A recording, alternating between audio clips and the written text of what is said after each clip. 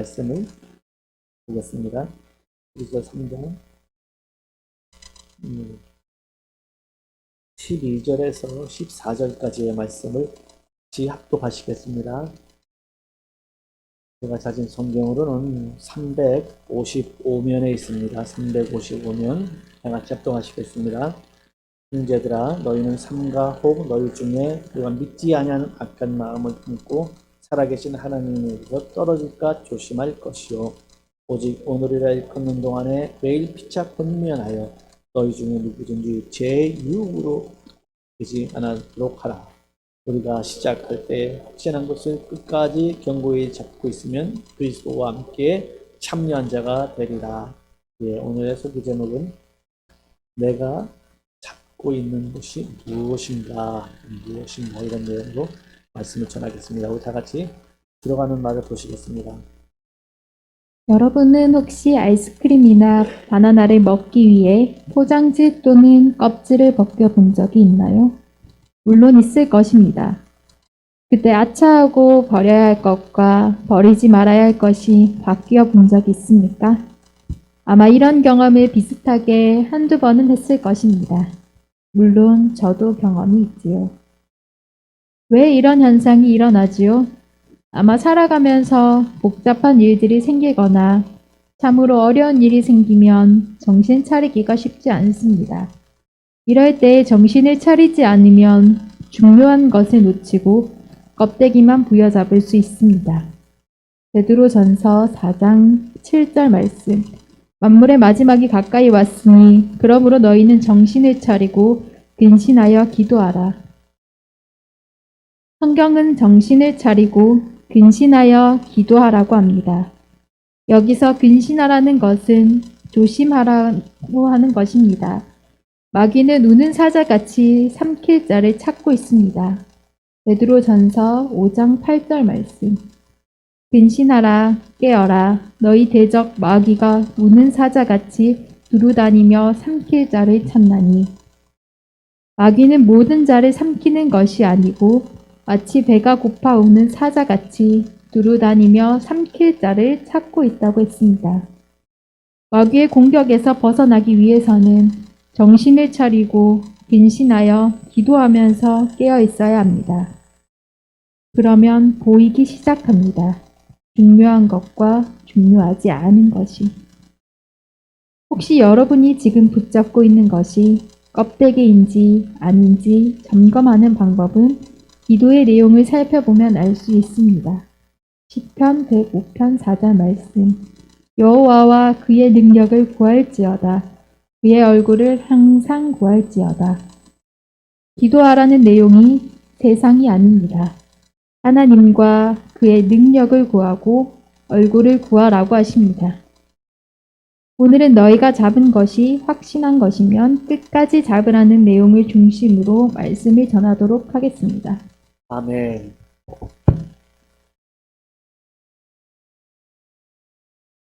몇 년 전에 자전거를 타고 횡단보도를 기다리다가 횡단보도 앞에 기둥이 있잖아요. 그 기둥을 의지해서 바로 쭉 내리다가 넘어졌어요. 그래서 발목을 다쳐서 며칠 고생한 적이 있는데 기둥이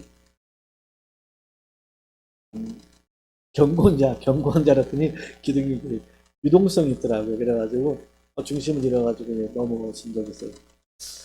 그래서 그 다음부터는 어떤 기댈 적에 제가 튼튼하겠지라는 생각을 안 하고 점검을 하고 기대요. 흔들어보고 발로 툭툭 쳐보고 그리고 나서 이제 기대는 그런 버릇이 좀 생겼습니다. 자, 우리 인생도 기대지 말아야 될 걸 기대면은 어떻게 돼요? 약한 걸 기대면 그게 넘어지면 같이 넘어지잖아요. 예를 들자면은 내가 사람을 기대했다. 사람을 기대했는데 이 사람을 의지했는데 이 사람이 넘어지면 같이 넘어지는 거예요. 어리석죠? 근데 어리석은 게 아니고 실제로 그런 일들이 굉장히 많이 벌어집니다. 그래서 우리 그런 것도 많이 있잖아요. 교회에서 뭐 목회자의 타락, 그러니까 성도들이 같이 넘어져 버리는 그런 경우도 있어요. 왜? 하나님이 아니고 목사님을 기대한 거예요. 목사님을 의지한 거예요. 근데 이 목사님, 내가 믿었던 목사님이 내가 생각했던 목사가 아닌 거예요. 그러니까 그 목회자가 넘어지니까 그 기대고 있던 그 사람이 신앙도 뭐 넘어지고 다 넘어져 버리는 그런 경우가 굉장히 많이 있습니다. 가정도 그렇죠. 가정도 내가 믿고 있던 사람이, 신뢰하고 있던 사람이 넘어지면은 가정도 같이 넘어지고 붕괴되고 문제가 생기는 거예요. 사랑하는 성도님들, 저와 여러분이 정말 붙잡고 있고 기대고 있는 것은 무엇인가 확실히 점검해서 흔들리지 않는 영적 생활 하시기를 바랍니다. 저번 주에는 도전하라라는 메시지를 전했습니다. 신년 첫 번째 메시지가 도전하라. 미래는 아무도 모른다. 여러분, 미래는 아무도 모릅니다. 오늘 이것이 잘 됐는지 저것이 잘 됐는지 지나가 봐야 하는 거예요.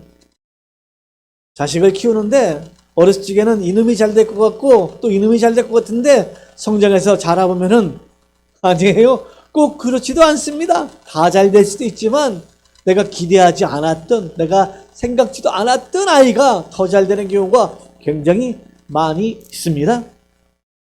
교회도 그래요. 성도님들도 내가 기대했던 성도가 이게 오히려 이게 넘어지는 경우가 있고, 생각지도 않았는데 이런 성도가 오히려 아주 그 굵직한 일꾼이 되는 그런 경우도 굉장히 많이 있어요. 맞습니까? 그래서 교회도 여러분 보잖아요. 전도해서 데려다 놓는 사람이 있고 떠나고 남는 사람이 항상 있는 거예요. 희한해요. 제가 교회 사례를 봐도 그렇고 개 교회들을 봐도 그렇고 굉장히 많이 그런 게 존재하고 있더라고요. 여러분은 지금 이 자리에 있다는 것 자체가 하나님의 축복인 줄 믿습니다. 하나님의 인도하심인 줄 믿습니다. 아멘. 저는 성경에서는 많은 기적과 역사들이 있잖아요. 여러분 성경을 보시는가요? 그러면 저 많은 기적과 역사가 있는데 정말 제가 경험해보고 싶다라는 기적이 있어요. 그게 뭐냐면은 지금은 그런 역사가 있을 리가 있겠습니까만은 홍해를 한번 지나가 보고 싶은 거예요. 맞죠? 홍해를, 물이 쫙 갈라진 홍해를 한번 걸어가 보고 싶은 거예요. 아마 지금 이후에는 그런 역사가 어디 있을 일이 있겠습니까만은 참 그때 그 모세와 함께 홍해를 건넜던 사람들이 얼마나 신기했을까. 저는 사람마다 좀 틀리잖아요. 저는 궁금한 게 좀 많아요. 그럼 그냥 안 넘어가잖아요. 그래서 저는 우리 애들한테 얘기하면 아빠 왜 그래요? 그러거든요.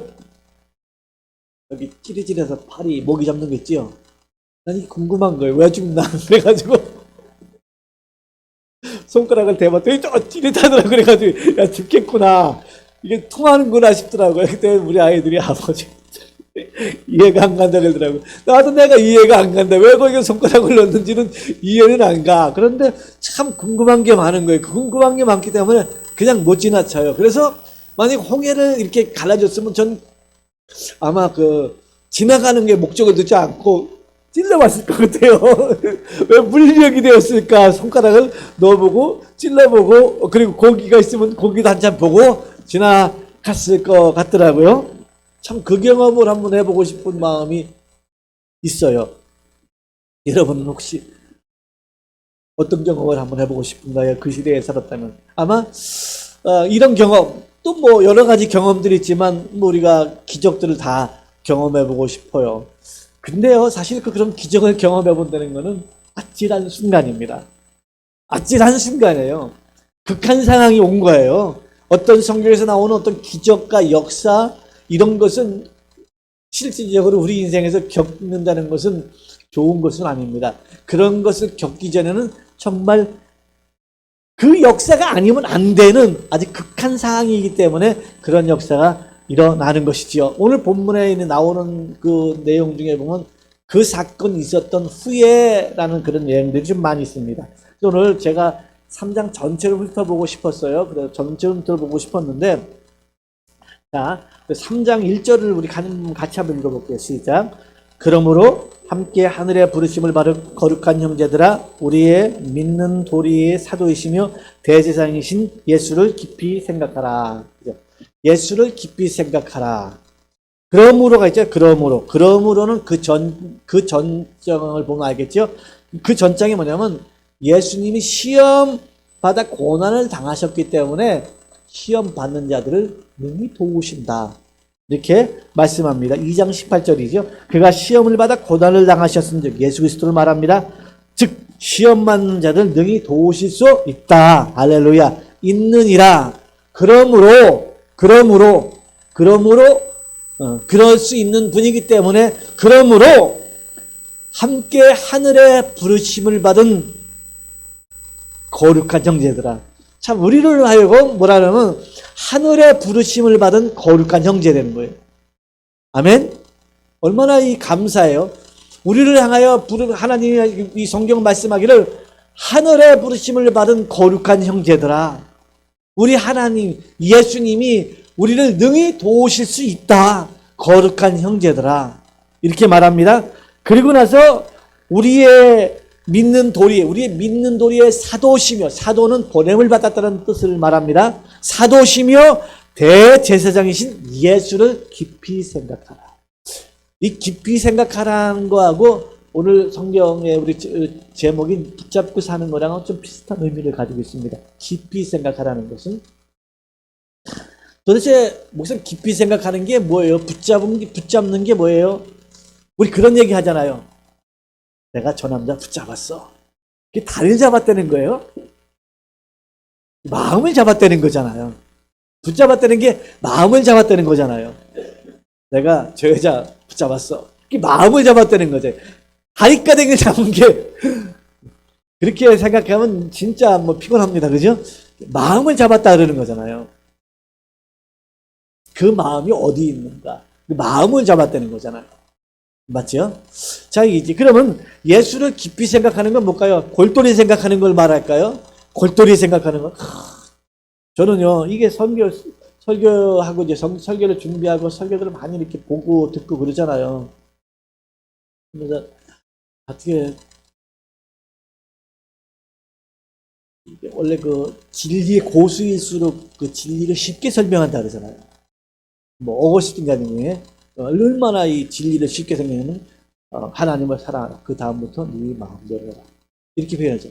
왜? 즉 하나님을 사랑하면 네가 하나님의 법을 사랑하는 이의 마음을 아프게 할 수 없다. 그러니까 하나님을 사랑하라. 그 다음에 네 마음. 이 참 어떤 그 진리의 고수. 하수들은 참 쉬운 걸 어렵게 하잖아요. 이 고수들은 건 어려운 걸 쉽게 얘기하는 건데 그래서 이제 깊이 생각하라는 거에 대해서 제가 고민을 많이 했어요. 많이 했는데 뭘까요? 골똘히 생각하는 걸까요? 이런 얘기 들어봤죠? 교회 중심의 삶을 살아라. 이런 얘기 들어보신 적 있습니까? 왜 처음 오신 분들 계신가요? 자, 교회 중심 살아라. 성전 중심 삶. 이런 얘기 들어봤죠? 그래서 어디 교회가 세워지면 이사들을 하잖아요. 이사들을 해가지고 교회에 가까이 이사하잖아요. 왜? 왜 그래요? 가까이 있으면 멀리 있으면은 정말 함부로 오기가 쉽잖아요. 우리가 막 서울에 내가 집이 있는데 예수비전교회에 출석을 한다. 참 쉽지 않습니다. 정말 마음 잡아야 한 달에 몇 번 올까? 진짜 마음 잡아야. 근데 이 교회 예배당 가까이에 있으면 어떻게 해요? 수시로 올 수 있잖아요. 혼자 기도하고 싶을 때. 여러분 한번 살아보면서 여러분 혼자 힘들고 집에서 가정 개인적으로 기도 잘 안 되잖아요. 정말 잘 되는 분들은 제가 볼 때 훌륭한 분들이라고 생각합니다. 실질적으로 저도 집에서 이렇게 있다가 교회 와서 책 보고 하는 거하고 차이가 좀 많이 나요. 많이 납니다. 저는 이제 요즘에 이제 걷기를 좀 많이 하거든요. 그러면 이제 테이프를 이제 뭐니까 성경을 들으면서 걷는데 걸으면서 기도를 하면서 걷습니다. 1시간, 2시간. 제가 1시간 반, 2시간 정도 걷기를 하는데 저는 이때 하나님의 영감을 참 많이 주세요. 그래서 그 걷는 시간이 저에게 참 유익하고 기도하는 시간이고 그럴 때가 굉장히 좀 많이 있습니다. 교회 또 성전 주위에 살려는 건 한 번 올 거 몇 번 오게 되는 거예요. 주일만 와야 될 건데 가까이 살면 여러분 여기 코오롱 아파트 여러분 산다 그러면 수요일 날 오게 돼요. 그리고 아침에도 그냥 출근할 적에도 잠깐 들려서 기도하게 되고 이런 가까이 살면 비슷한 거예요.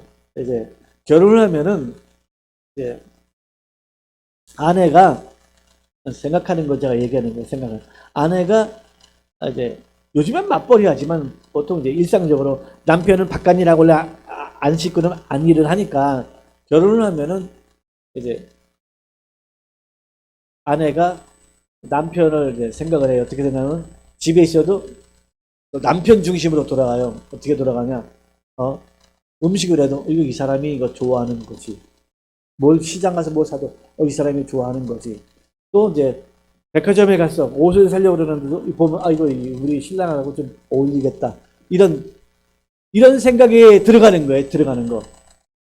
또 남편은 뭡니까? 남편은 우선 직장 생활하고 살면서 예전에는 생각 안 했던데 어떤 가정에 대해서, 아내에 대해서, 또 자식을 낳으면 자식에 대해서 생각을 하게 되잖아요.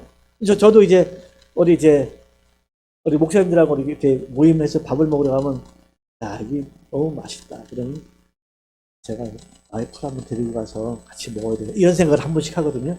뭐 별로 데리고 간 적은 없습니다만은 그래도 생각이라도 그렇게 한 번씩 해요. 그렇게 왜 하는가요? 그게 생각이에요. 생각.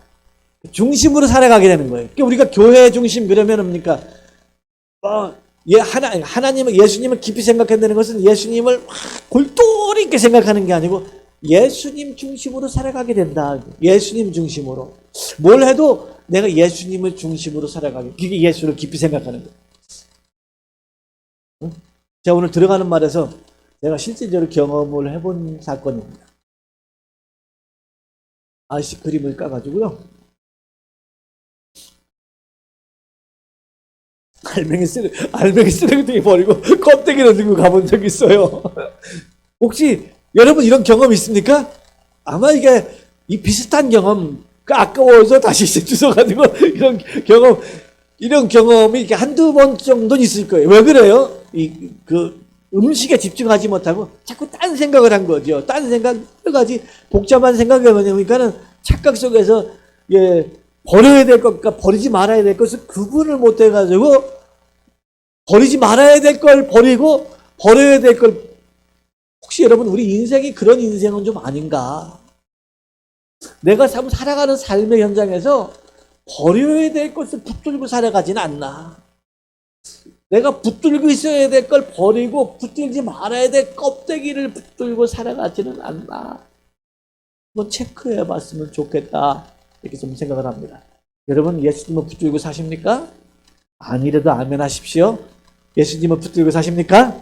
여러분 입술 고백대로 될 줄 믿습니다.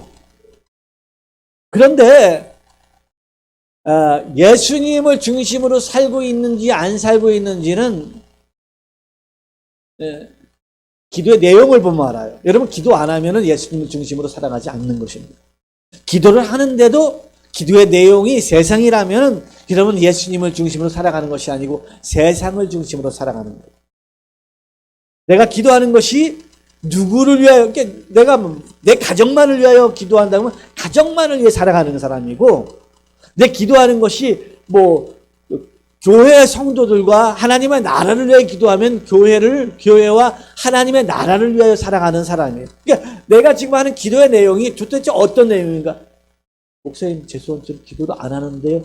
이 사람은 정말 예수님을 중심으로 예수님 붙들고 살아가는 것이 아닙니다. 여러분 혹시 그렇게 살아간다면 오늘부터라도 기도하시길 바랍니다. 그리고 하나님 중심으로 하나님을 붙들고 살아가시길 바랍니다. 세상을 붙들고 살아가요. 만약에 내가 돈을 붙들고 살아간다. 돈이 무너지면 이 사람 절망해요. 부도가 났다. 내가 어느 업체를 가지고 이 부도가 났다. 이걸 붙들고 살아갔으니까 이 부도가 나면 절망해버리는 거죠. 망하는 거죠. 끝났다 생각을 하는 거예요. 그런데 저와 여러분이 예수님을 붙들고 살아간다. 이게 부도가 나도 살아남습니다. 이게 저번 주에 얘기했던 의인은 7번 넘어져도 8번 일어난다는 거예요. 왜? 붙들고 있는 것이 확실하기 때문에 그렇습니다. 내가 붙들고 있는 것이 확실하기 때문에 넘어져도 또 일어나는 거예요. 근데 붙들고 있는 것이 확실하지 않으니까 넘어져서 같이 멸망길로 가는 것입니다. 기도의 내용을 보면은 그 사람이 내가 지금 어떤 사람인가 성경에서 말합니다. 시편에서 이렇게 말해요. 기도의 내용을 여호와를 구하래. 여호와 하나님을 구하래. 여호와와 그의 능력을 구할지어다. 할렐루야. 그의 얼굴을 하나님의 얼굴을 항상 구할지어다 라고 말합니다. 성경에서 세상을 구하라는 것이 한 번도 없어요. 세상에선 성경에서는 세상의 어떤 물질을 구하라, 세상에 무엇을 구하라는 적은 한 번도 없습니다. 이것은 하나님이 더하여 주시리라. 할렐루야. 더하여 주시리라. 우리가 하나님을 구하면 더하여 주신다 그랬지 세상의 어떤 목적을 위해 살아가라고 성경은 말씀하지 않습니다. 오직 하나님을 위하여 살아가라고 말씀합니다. 아멘. 하나님을 위하여 살아갈 적에 하나님은 세상의 것을 더하여 준다 그랬지 우리가 세상에 무엇인가를 추구하기 위해서 기도하고 그것을 위하여 목표를 향하여 나간다면 이는 하나님을 붙들고 있는 것이 아니고 세상을 붙들고 있는 것입니다. 세상을 붙들고 있으면 세상이 멸망하는 날 그는 같이 멸망하고 말 것입니다. 그러나 하나님을 붙들고 있다면 여러분 세상이 멸망하는 날도 저와 여러분들은 상관이 없습니다. 우리가 붙들고 있는 것은 하나님이기 때문에 그렇습니다. 아멘. 쭉 내려가면서 자 7절에 이렇게 말합니다. 그러므로 성령이 이르신 바와 같이 오늘 너희가 그의 음성을 듣거든. 그렇죠? 오늘 너희가 그의 음성을 듣거든. 그러므로 성령이 이르신 바와 같이 오늘 너희가 그의 음성을 듣고 이건 시편 95편 7절에 있는 말씀인데요. 이 말씀은 출애굽기 17장 7절에 있는 말씀을 변형을 17절에 이 이스라엘 백성들이 홍해를 지나서 무리바를 지나는 동안에 마음이 강팍해졌다는 거예요. 마음이 강팍해져서 하나님의 음성을 들었는데 마음이 강팍해져가지고 하나님께서 이스라엘을 멸망시키기로 결정을 합니다. 거기서 많은 사람들이 죽고 그러죠. 그런데 시편에서도 다윗이 썼을 겁니다. 시편 95편에서도 이 말을 뭐냐면 하나님 오늘날 그러니까 하나님의 음성은 항상 현재성이라는 거예요. 그때 모세에게 얘기한 것이 아니고 그때 이스라엘에게 역사하신 것이 아니고 오늘날 바로 오늘 너희가 그의 음성을 듣거든. 그러니까 하나님의 말씀은 항상 현재 시제입니다. 하나님의 음성을 듣거든. 오늘 여러분 이 설교를 들으면서 이게 강경모 목사가 우리에게 주는 설교야 이렇게 생각하시면 안 되고요. 하나님이 저를 통하여 나에게 주시는 말씀이다. 할렐루야. 하나님이 저는 스피치 마이크 스피치죠. 그러니까 여러분 하나님이 오늘 이 설교는 옛날에 어떤 모세를 통하여 이루었던 그런 기적이 아니고 오늘 강경로라는 그 목사를 통하여 나에게 주는 음성이다라고 생각하고 받아야 된다는 거죠. 그리고 성경을 읽을 적에도 옛날 사건이 아니고 이 말씀은 항상 현재 시제로 받아들여야 된다는 거예요. 사실 옛날 얘기 같으면 우리가 성경을 옛날 얘기는 뭐 쇠맥였는데 그 볼 필요가 없는 거죠. 항상 하나님의 말씀은 현재 시제로 우리가 받아들여야 하는 것이죠. 아멘. 자 볼게요. 그러므로 성령이 이르신 바와 같이 오늘 너희가 그의 음성을 듣거든. 광야에서 시험하던 날에 거역하던 것 같이 너희 마음을 완고하게 하지 말라. 아멘. 거기서 너희 열조가 나를 시험하여 증언하고 40년 동안 나의 행사를 보았느니라. 기적을 못 봐서 하나님을 안 따르는 게 아니지. 기적을 그렇게 많이 경험하고도 마음이 완악해가지고 하나님을 안 따르는 이유는 마음이 완악해졌다는 거예요. 왜 완악해졌다? 주의 음성이 싫어. 사람마다 그렇잖아요. 설교를 듣다 보면은 모든 사람들이 모든 설교를 아멘 하는 게 아니고 나하고 부딪히는 부분들이 있잖아요. 항상 설교라는 것은 모든 사람이 모든 설교가 아멘 이렇게 되는 것이 아니고 설교 듣다 보면 부딪히는 부분들이 있어요. 어떤 사람들은 A라는 메시지가 어떤 사람들은 B라는 메시지 어떤 사람은 C라는 내용을 얘기하면 부딪혀.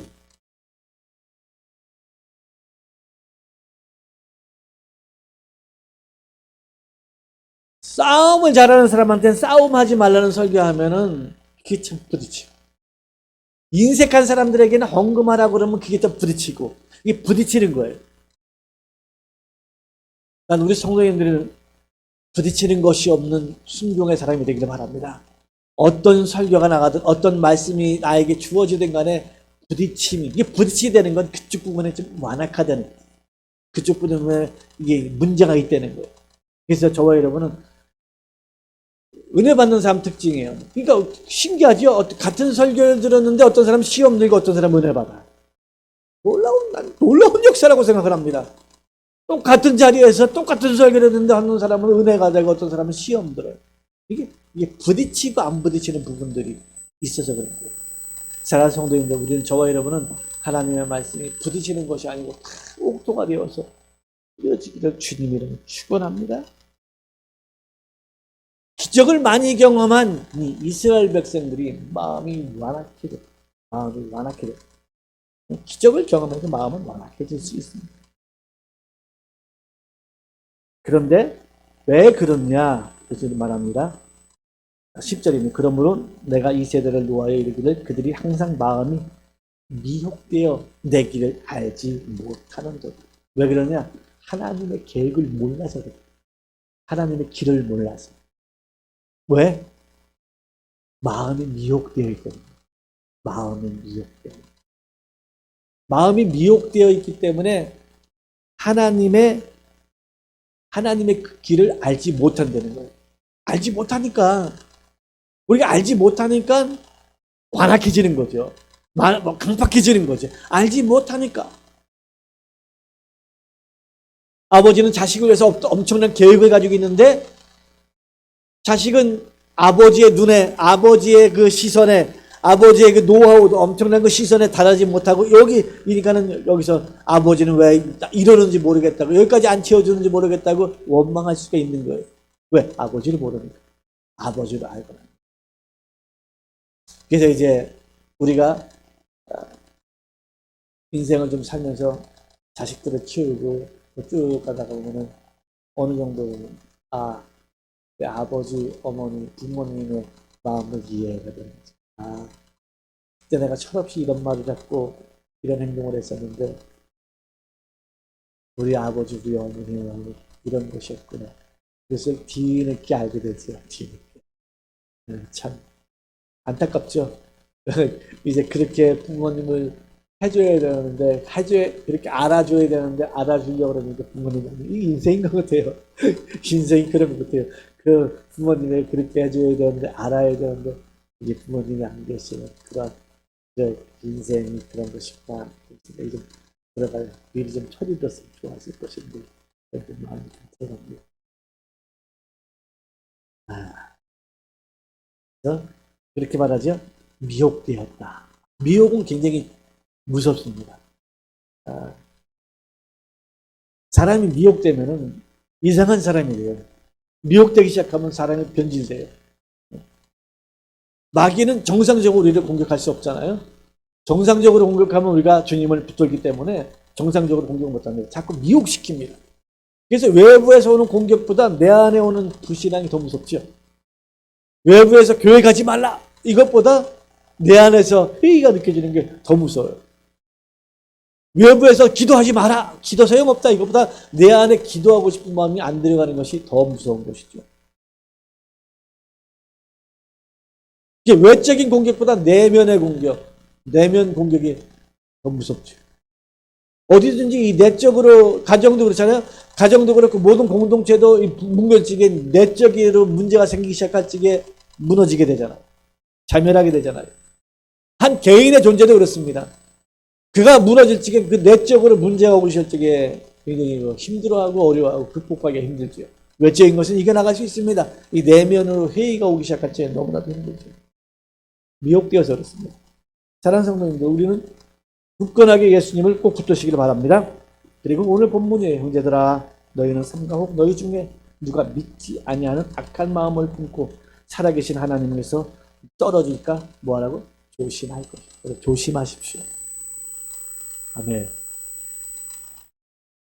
저는 모르겠어요. 우리 아이들이 제가 이름 지어준 것이 마음에 드는지 안 드는지는 모르겠습니다. 그런데 저는 일부러 성경에서 이름을 땄습니다.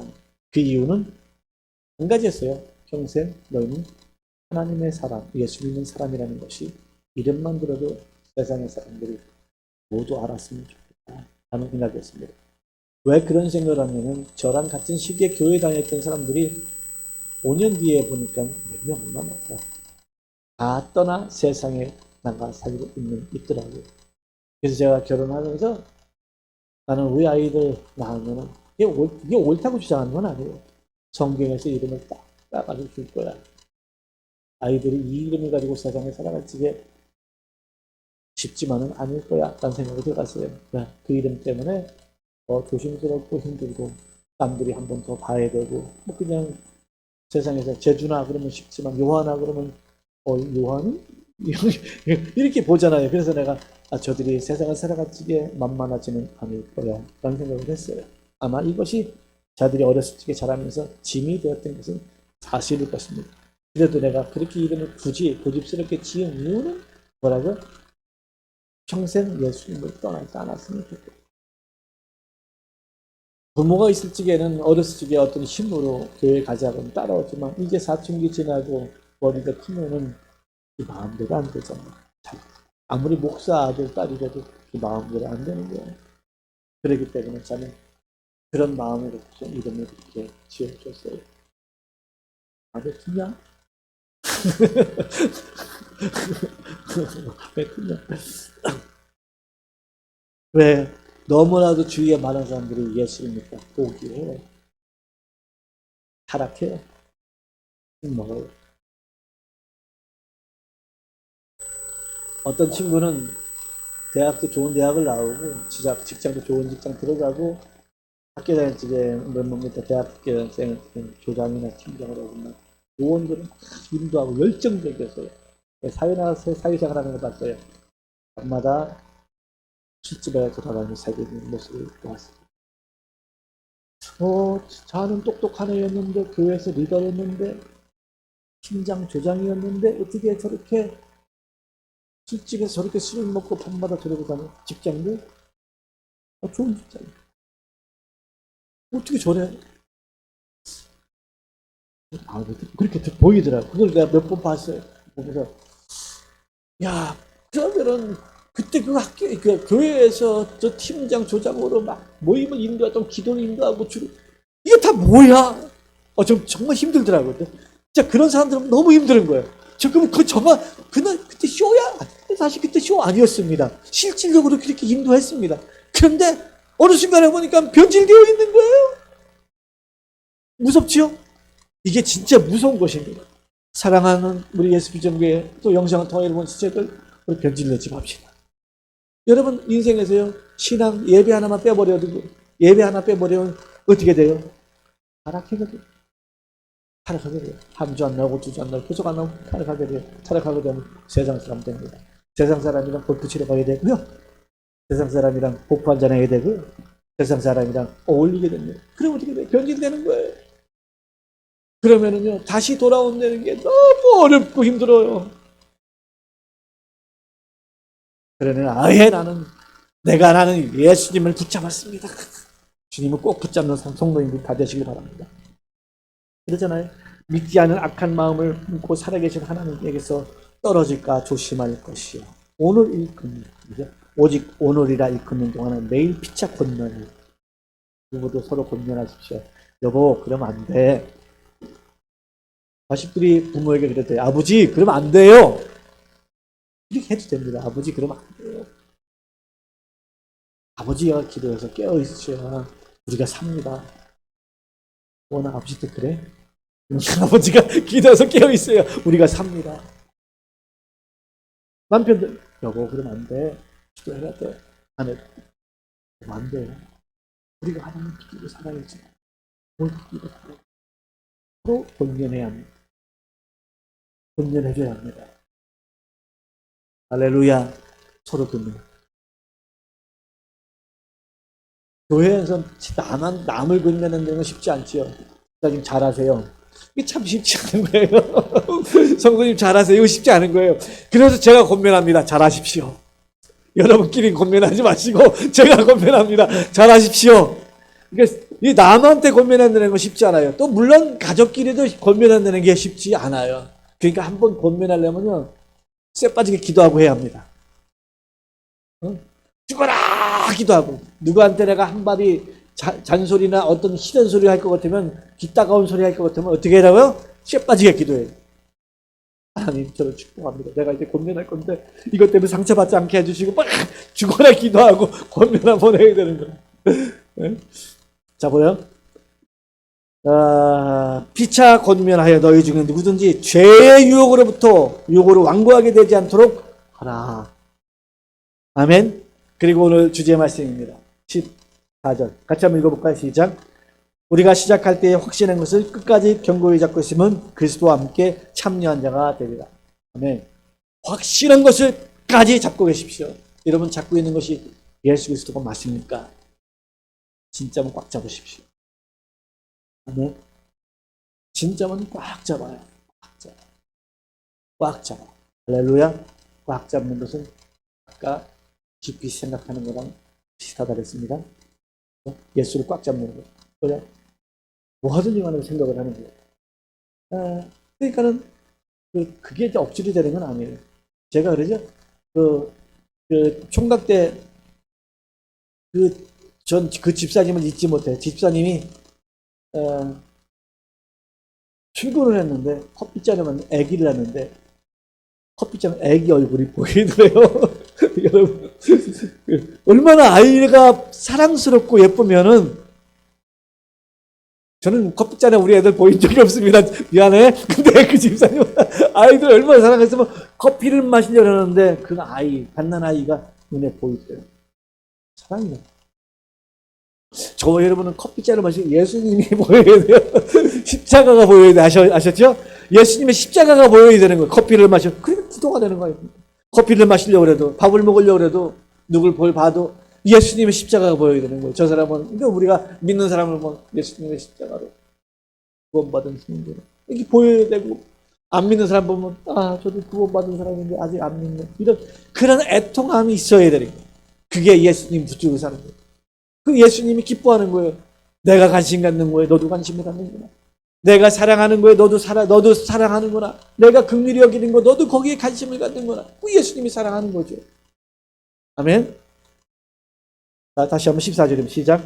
우리가 시작할 때에 확신한 것을 끝까지 견고히 잡고 있으면 그리스도와 함께 아멘. 잡고만 있어도 이것만 잡고만 있어도 그리스도와 함께 참여한 자가 된다 그러잖아요. 그 신앙은 어떤 큰 것을 이루는 것이 아니잖아요. 주님을 붙들고 사는 거 아닙니까? 자꾸 제가 이제 이번 주간에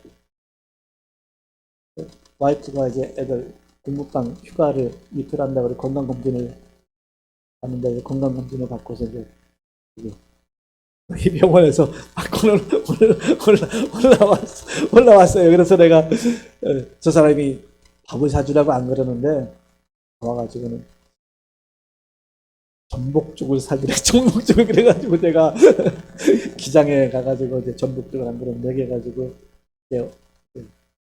얘기했다는 나도 같이 먹었습니다. 같이 먹고는 오면서 그랬어요. 제가 이랬어요. 나는 성공한 목사야. 성공한 목사야. 왜? 한 영혼이 천하보다 귀하다 그랬습니다. 한 영혼이 천하보다 귀하다 했으니 10,000명 좋지.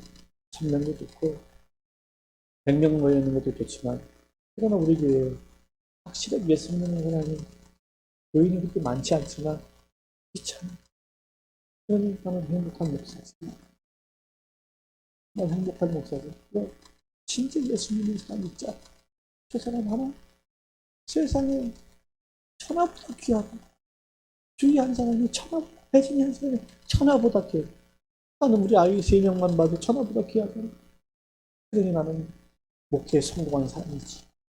실패한 사람이 스스로 위로받은 게 아니고 정말 그 사람 한 사람이 얼마나 귀한지 얼마나 귀하고 소중해. 여러분 얼마나 귀한 존재인지 인정하셔야 되는 거예요. 나 같은 게 뭐, 너 같은 걸 사랑해요. 하지만 나 같은 게 하나님은 그냥 나 한 사람이 세상보다 온 천하보다 귀하다는 한 영혼이 천하보다 귀하다고 말씀하고 천하 하늘과 땅보다 귀하다고 말하잖아요. 그러니 어떤 세상의 가치로 나를 매겨가지고 스스로 나는 뭐 유전이, 나는 흑수저니, 그렇게 우리는 자기 자신을 물로 앉히지 마십시오. 나의 존재, 내가 예수 믿는 그 존재 하나만으로 우리 하나님 기뻐하시는 거예요. 부모님이 자식이 뭘 이루어서 기쁜가요? 그냥 그 자식 자체로 기뻐하잖아요. 말씀을 좀 부려도 우리가 똑바로 너 인생 그렇게 살면 힘들어. 뭐 잔소리 나지만 그래도 그런 무엇을 이루기 때문에 우리가 기쁜 게 아니고 그냥 아이 하나로 기쁜 거예요. 그냥 누워서 뭐 우유만 빨고 있어도 똥만 싸도 기쁜 겁니다. 존재 자체로. 저와 위에 우리 주님이 저와 여러분이 제 사업 성공해가지고 큰 돈을 벌어서 교회를 지었대. 그래서 기뻐하는 게 아니라니까는요. 저 사람 목사가 되었대. 그래서 기뻐하는 게 아니고 그냥 존재 자체로 저와 여러분 예수님을 구주로 영접하고 존재 자체로 기뻐하는 거예요. 오늘 성경 말씀하잖아요. 그리스도 잡고 있으면 그리스도와 함께 참여한 자가 된다. 아멘. 그리스도와 함께 참여한 자가 된다. 성경은 말씀하잖아요. 그러니 무슨 이루는 것은 중요한 거, 좋은 겁니다. 이 주위에만 이익을 주는 건 맞습니다. 그런데요, 저와 여러분의 가치는 무엇을 이루는 것보다 큽니다. 저와 여러분의 가치는 무엇을 이루는 것보다 예수님을 믿고 찬양하고 예배드리고 주님을 높여드리고 이 존재 자체 하나만으로 하나님은 저와 여러분을 크다고 말해요. 얼마나 큰지 아십니까? 못 바꿔요. 천하를 주고도 못 바꿔요. 여러분이 낳은 자식을 바꾸겠어요? 못 바꿔요. 못 바꿔. 제가 이제 페이스북에 보면 어떤 할아버지 목사님이 손주를 올려놨는데 진짜 못생겼더라고요. 제 눈에 그런 거예요. 거기다 올려놓고 그 아이가 사실은 예쁜 아이들도 많잖아요. 예쁜 아이들도 많은데 자기 손주 그 존재 자체만으로 눈이 찢어지고 그런 그 존재 자체만으로 너무 이뻐하는 거예요. 너무 이쁜 거예요. 존재 자체만으로. 응? 사랑하는 성도님들, 우리 하나님은 여러분 존재 자체로 오늘도 예배드리고 예배 초소로 그 얼마나 예쁘겠어요. 그냥 예배 초소로 오는 거예요. 그 모습 자체 가지고 하나님은 나도 사랑한다는 거예요. 뭐든지 해줄 수 있다는 거예요. 아멘. 뭐든지 너를 위해서 해줄 수 있다고 주님 말씀하시는 거예요. 그러니 우리 예수님 꼭 잡고 삽시다. 예수님을 꼭 붙들고 흔들리지 맙시다. 아멘. 흔들리면은요, 그때부터는 난리 나요. 특히 지도자가 흔들리면, 저는 제 개척하기 전에, 세미나를 한번 갔어요, 세미나. 세미나 갔던 날, 지금도 그 얘기는 내가 그 세미나, 다른 건 다 잊어버렸는데, 그 목사님이, 교회가 이제 개척되기 좀 어려운 일이 있었던가 봐요.